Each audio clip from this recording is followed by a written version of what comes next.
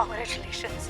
हे मिशन आपल्यासाठी सोपं नव्हतं. आज आपण मिशन गृहप्रवेश मधला खूप मोठा टप्पा पार पाडलाय. आणि केडी, तू आज माझ्यासाठी जी रिस्क घेतलीस आणि जे धाडस दाखवलं त्याच्यासाठी थँक्यू यार.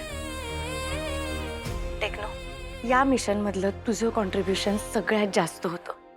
तुम्ही दरवेळेस जे म्हणता ना तेच ह्या वेळेला मी पण कॉपी पेस्ट करणार आहे. मी फक्त माझं काम केलं. यस, नाही खरंच खूप चांगलं काम केलंयस आज.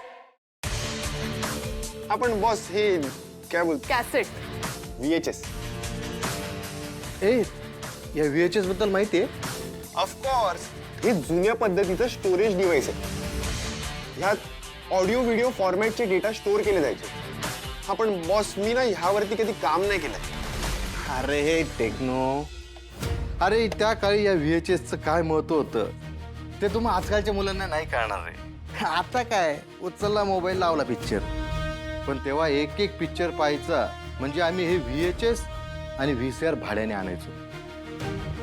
अरे टेक्नो, माझ्या अनुभवावरून सांगतो. अरे मत कर लाला, मत कर. आता ना तुम्ही तुमची ही ओल्ड स्कूल मिलेनियलची आत्मकथा परत चालू करू नका प्लीज. काय मला AI नी ना VHS बद्दलची सगळी इन्फॉर्मेशन दिलेली आहे. हो, आणि हा, ह्याच्यावरती कसं काम करायचं हे सुद्धा मला सांगितलेलं. पण टेक्नो, त्या VHS मधला कुठलाच डेटा गहाळ होता कामा नये. तो डेटा आपल्यासाठी खूप जास्त इम्पॉर्टंट आहे. त्याच्यावरनं आपल्याला कळणार आहे की JPC मेडिकल फॅक्टरीमध्ये नक्की काय घडलं होतं. आणि जे करशील ते सांभाळ. त्या डेटाचा दुसरा कुठलाच बॅकअप नसणार आहे. MNN मध्येही नसणार आहे. तू एक काम कर, ती VHS पहिले व्यवस्थित रन होतीये का बघ. जर ती रन होत नसेल तर तुला जुन्या एखाद्या स्टुडिओमध्ये जावं लागेल, जिथे या VHSचा डेटा ट्रान्सफर करून डिजिटाईज करून मिळतो. येस बॉस, ह्यावेळी माझ्याकडनं कोणत्याही प्रकारची चूक होणार नाहीये.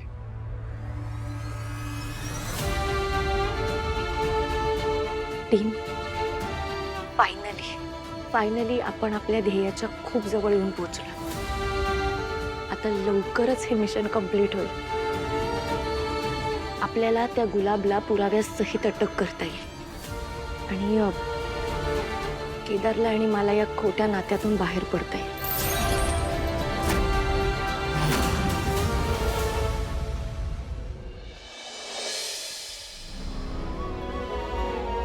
आई, माझं नशीब खूप चांगलं आहे,